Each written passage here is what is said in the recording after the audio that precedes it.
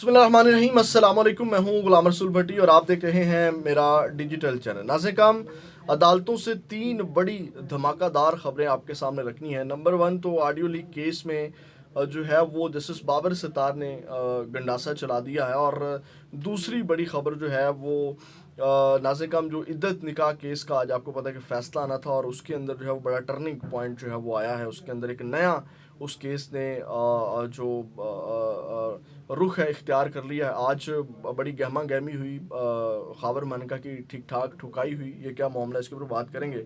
और तीसरी खबर नाज़े काम, जो सहाफ़ी अहमद फरहाद हैं उनके केस में जो है वो बड़ा ब्रेक थ्रू हुआ है। उनके केस में भी बड़ी अहम पेशरफ्त हुई है, ये भी आपके सामने रखेंगे। लेकिन तफसीलात में जाने से पहले हमेशा की तरह नए आने वाले दोस्तों से यही दरख्वास्त है कि वो चैनल को सब्सक्राइब कर लें, बेल के आइकन को प्रेस कर लें ताकि हर नई आने वाली वीडियो का नोटिफिकेशन आपको मिल सके। नाज़रीन काम, सबसे पहले इद्दत निकाह केस का आपको पता है कि फ़ैसला महफूज फ़ैसला किया गया था और महफूज फ़ैसला आज सुनाया जाना था।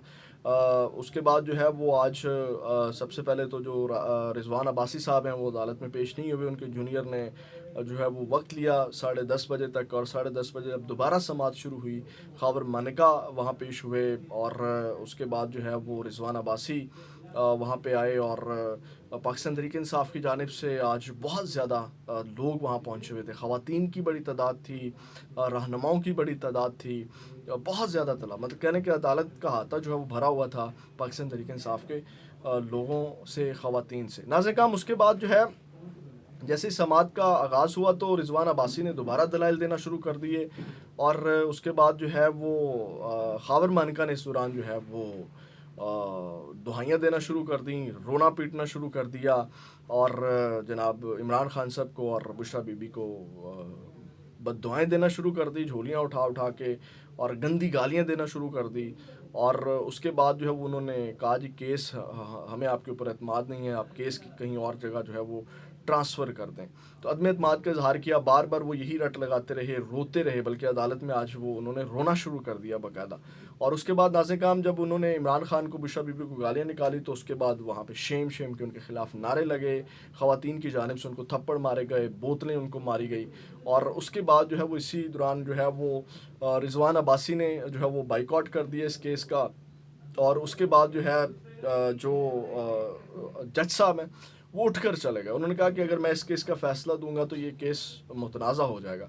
यानी कि आप अंदाज़ा लगाएं कि आज खावर मनका और इनकी जो चाल है वो कामयाब हो गई। जो उन्होंने ड्रामा वहाँ रचाया, बजाय इसके कि मेरा ख्याल है जज साहब को एक्शन लेना चाहिए था। जिस तरह का बिहेवियर या रवैया जो है वो अपनाया गया रिजवान अब्बासी की जानिब से या खावर मनका की जानिब से, कि हतमी दलाइल और तमाम चीज़ें हो चुकी हैं और इस दौरान आकर के अदालत के अंदर एक ड्रामा किया जा रहा है। तो नाज़रीन काम, उसके बाद फिर खावर मनका की ठुकाई की, वकला ने भी उनको मुक्के शुक्के मारे क्योंकि वो इमरान खान साहब और बुशरा बीबी के ख़िलाफ़ जो है वो नारे लगा रहे थे। तो ये मामला पेश आया है। अब ये केस को मज़ीद लटकाया जाएगा। कहा यह जा रहा है कि अब नई नई जगह केस ट्रांसफ़र हो सकता है, फिर नई जगह केस ट्रांसफ़र होगा, दोबारा से समातें शुरू होंगी, दोबारा से जो है वो नए सिरे से केस शुरू होगा, और यानी कि इसको लटकाया जाएगा। उसके बाद नाज़रीन काम, जो एक अहमद फरहाद केस है, आपको पता है कि मशहूर साफ़ी और शायर जो हैं वो अगवा केस था। और इसमें आपको पता है जस्टिस मोहसिन अख्तर कियानी ने जिस तरह जो है वो सख्त रिमार्क्स दिए, या जिस तरह सख्त उन्होंने एक्शन लिया, और बिल आखिर जो है वो आज एक नई वारदात डाल दी गई।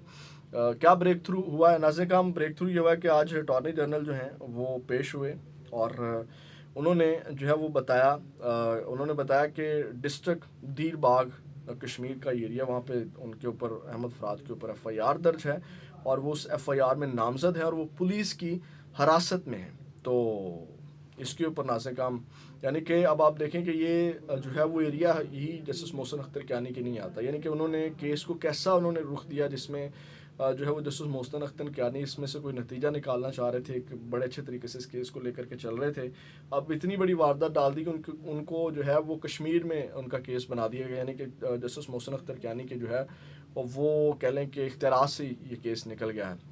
लेकिन फिर भी जस्टिस मोहसिन अख्तर कियानी ने कहा कि ये पटिशन मैं उस वक्त जो है वो ख़ारिज करूँगा जब अहमद फरहाद को बाजियाब करा करके मेरे सामने पेश किया जाएगा, तो फिर पटिशन जो है وہ میں جو ہے وہ اس کو خارج کروں گا۔ اس کے بعد ناظرین انہوں نے ریمارکس بھی دیے، انہوں نے کہا کہ وفاقی وزیر قانون نے عدالت کو وہاں بتایا کہ ایجنسیوں کے اراکین کی شناخت خفیہ رکھنے کی قانون سازی کی گئی ہے، جس پر جسٹس محسن اختر کیانی نے کہا کہ کسی انڈر کور ایجنٹ کی شناخت عیاں کرنا عدالت کی نیت نہیں ہے، لیکن ہر دفتر کسی نہ کسی طریقہ کار سے کام کرتا ہے، ایجنسیوں کا بھی اندرونی طریقہ کار ہوگا۔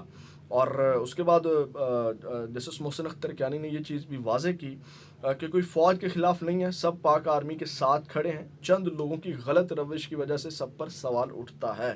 اور انہوں نے کہا کہ جسٹس محسن اختر کیانی نے کہا صحافی، ایکٹیوسٹ اور سیاستدان سب سے زیادہ سہتے ہیں، اور اس وقت بھی یہی طبقات جو ہیں وہ سفر کر رہے ہیں۔ تو ناظرین کرام یہ آج پیش رفت ہوئی ہے احمد فرات کیس میں، یعنی کہ بازیاب ہو گئے ہیں، عدالت کے اندر ہے۔ پھر انہوں نے وہاں پہ جو ان کے وکیل وغیرہ تھے، ان کی والدہ، ان کی جو بیوی ہے وہ ایموشنل ہو گئے، وہ ایمان مزاری وغیرہ کو جو ہے وہ مبارکباد دے رہے تھے۔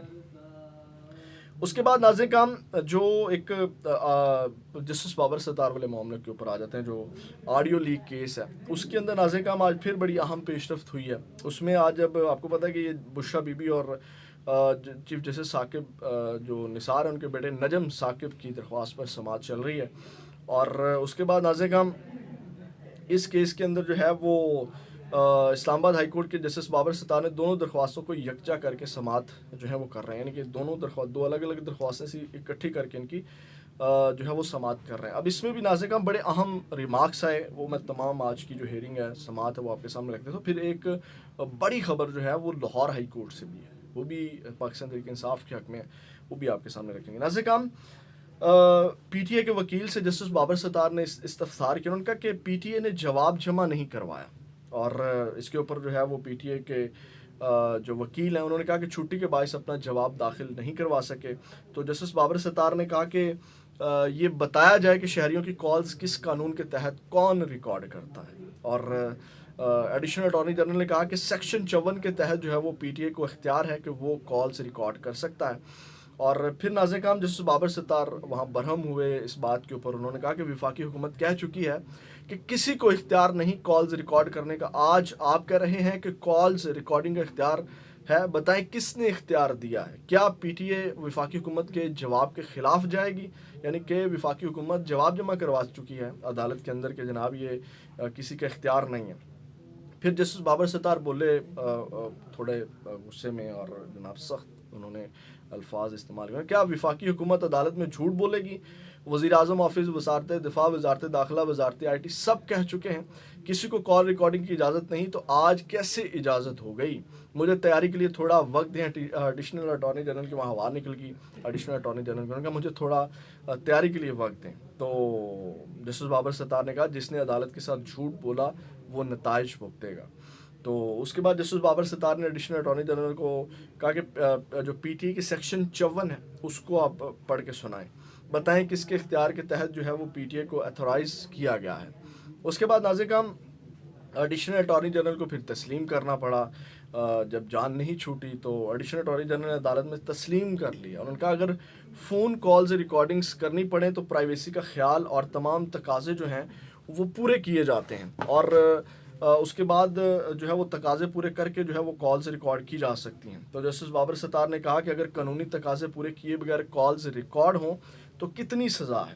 تو ایڈیشنل اٹارنی جنرل نے کہا کہ ایسی ریکارڈنگ کرنے والے کو 3 سال سزا ہو سکتی ہے۔ تو ناظرین کرام یہ جو معاملہ تھا 3 سال سزا والا معاملہ تو کلیئر ہو گیا۔ اب اس میں جو ہے وہ اس کے بعد یہ جب یہ معاملہ طے ہو گیا تو جسٹس بابر ستار نے کہا کہ پاکستانی شہریوں کی کالز نیشنل سیکورٹی کی بنیاد پر کیسے ریکارڈ کی جاتی ہیں، کیونکہ جو ایڈیشنل اٹارنی جنرل ہیں انہوں نے کہا کہ نیشنل سیکورٹی کی بنیاد پر تمام قانونی تقاضے پورے کر کے کالز ریکارڈ کی جا سکتی ہیں۔ تو جسٹس بابر ستار نے کہا پاکستانی شہریوں کی کالز نیشنل سیکورٹی کی بنیاد پر کیسے ریکارڈ کی جاتی ہیں؟ تو ایڈیشنل اٹارنی جنرل کا یہ بہت احساس معاملہ ہے، کوئی احساس معاملہ نہیں ہے، قانون اور طریقہ کار کے مطابق بتائیں، جسٹس بابر ستار نے پھر کہا۔ تو ناظرین کرام انہوں نے پھر جسٹس بابر ستار نے کہا کہ کالز ریکارڈ کی جائیں تو کس وجہ سے ہو سکتی ہیں؟ تو اس کے اوپر ایڈیشنل اٹارنی جنرل نے کہا کہ نیشنل سیکورٹی کی بنیاد پر ہی تمام قانونی تقاضے پورے کر کے کالز ریکارڈز کی جا سکتی ہیں. اور اس کے بعد جو ہے وہ ان سے کہا گیا کہ آپ بتائیں اس کے بارے میں مزید تھوڑی ڈیٹیلز بتائیں. جب انہوں نے کہا کہ کیسے جو ہیں وہ کس وجہ سے کالز ریکارڈ کی جا سکتی ہیں, تو ایڈیشنل اٹارنی جنرل کا سر یہاں انٹیلیجنس والے کے لوگ بیٹھے ہیں, کال ریکارڈنگس کی زیادہ تفصیل نہیں بتا سکتے. تو جسٹس بابر ستار نے کہا کہ شرمائیں نہیں, قانون اور پروسیس کے بارے میں بتائیں, انٹیلیجنس کے لوگ ہر جگہ موجود ہوتے ہیں. تو اس کے بعد جسٹس بابر ستار نے کہا کہ عدالت میں زیر سماعت مقدمے یعنی کہ بشرا بی بی اور نجم ثاقب کے جو ہے وہ کالز ریکارڈنگ قانون کے مطابق ہوئی, کیا یہ ریکارڈنگ جرم ہے؟ تو ایڈیشنل اٹارنی جنرل نے پھر تسلیم کیا. انہوں نے کہا کہ جی میں تسلیم کرتا ہوں یہ کالز جو ہیں وہ ریکارڈنگ غیر قانونی ہوئی ہیں اور جرم بھی ہے. تو آپ یہاں سے اندازہ لگا لیں کہ اب جو چیزیں ہیں وہ طے ہو گئی ہیں اور ایک جانب جائیں گی. پھر انہوں نے جسٹس بابر ستار نے جو ہے وہ حکم نامہ لکھوانا شروع کیا. انہوں نے کہا کہ 90 کی دہائی میں چیف جسٹس کی فون کالز ریکارڈ کی جاتی تھی. 2015 میں سپریم کورٹ میں ISI اور MI نے رپورٹ جمع کروائی کہ اتنی فون کالز ریکارڈ کی گئی ہیں. اگر آج تک رولز نہیں بنے اور PTA قانون 2013 میں بنا تو وہ ریکارڈنگ کیسے ہوئی؟ جسٹس بابر ستار نے یہ کہا. اس کے بعد انہوں نے کہا جس طریقے سے وفاقی حکومت اور ادارے آڈیو لیکس کیس میں بیان تبدیل اور بے بسی کا اظہار کر رہے ہیں, تماشا بنا دیا پوری ریاست کو. تو انہوں نے کہا کہ تمام ایڈیشنل اٹارنی جنرل نے کہا کہ تمام سوالات کے جوابات دینے کے لیے تھوڑا سا وقت دے دیں. تو اس کے بعد ناظرین کرام انہوں نے وقت مانگا. یہ اہم ریمارکس آج اس کیس میں جو ہیں وہ دیے گئے. اس کے بعد ناظرین کرام جو ایک خبر ہے جو میں نے کہا کہ لاہور ہائی کورٹ سے ہے, وہ بھی بڑا بریک تھرو ہوا ہے. اور وہ ناظرین کرام آپ کو یاد ہوگا کہ جو chief justice Lahore high court نے جو ہے وہ ایک جو الیکشن ٹربیونل میں 6 ججز کی تعیناتی کی تھی, تو الیکشن کمیشن ان کے نوٹیفیکیشن نہیں جاری کر رہا تھا. تو یعنی کہ ان کو الیکشن کمیشن اس میں رکاوٹ بنا ہوا تھا. تو اس حوالے سے آج بیرسٹر سمیر کھوسہ نے سلمان اکرم راجہ کی جانب سے دلائل دی اور انہوں نے الیکشن کمیشن کو چیف جسٹس کی جانب سے بھجوائے گئے ججز کے ناموں کی فہرست کو الیکشن ٹربیونل مقرر کرنے کا انہوں نے حکم دیا. انہوں نے کہا کہ انہی ججز کو جو ہے وہ آپ کریں, اور یہ میرٹ کے اوپر اور یہ وہ ججز ہیں جو میرٹ کے اوپر فیصلے سنیں گے, جن کا بہت ڈر ہے ان کو. اس کے بعد ناظرین کرام ٹربیونل میں دھاندلی کے الزامات کی درخواستوں کو مقرر کرنے کا اختیار الیکشن کمیشن کو دینے کا نوٹیفیکیشن بھی کالعدم قرار دیا. اور انہوں نے کہا کسی بھی کیس کو کسی جج کے پاس لگانا ہے یہ اختیار چیف جسٹس کا ہوگا, یعنی کہ کسی جج کو کس کیس میں لگانا ہے یہ اختیار چیف جسٹس کا ہے. اور یہ انہوں نے آج اہم فیصلہ جو ہے وہ جسٹس سلمان اکرم راجہ کی درخواست پر دیا. یہ ناظرین کرام کورٹ سے 3 بڑی اہم ڈیولپمنٹس ہیں جو آپ کے سامنے رکھی. اگلی ویڈیو میں آپ کے ساتھ دوبارہ ملاقات ہوگی. اپنا بہت زیادہ خیال رکھیے گا. پاکستان زندہ باد.